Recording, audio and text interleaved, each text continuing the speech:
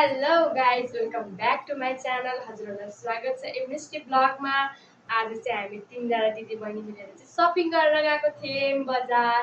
के लिएर आएको है त हामी देखाउँछु गाइज। यो स्टक अनि कप अनि सुरुप सुरुप के अरे यो ल है। आजको हाम्रो चाहिँ सबैभन्दा ठुलो सामान चाहिँ राइस कुकर हो। हाम्रो चाहिँ राइस कुकर बिग्रेको थियो।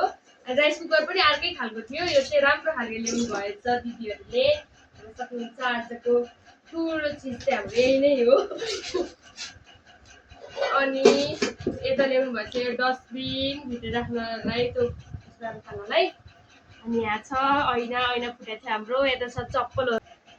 यो चाहिँ मेरो चप्पल हो। यो चाहिँ मेरो चप्पल। यो दिदीको, यो पनि दिदीको, यो बाबाको। घर बस्दा लाउने यिनीहरू चाहिँ घर बस्दा घरको चप्पलहरू हो। त्यो बोतल, मेरो डब्बा।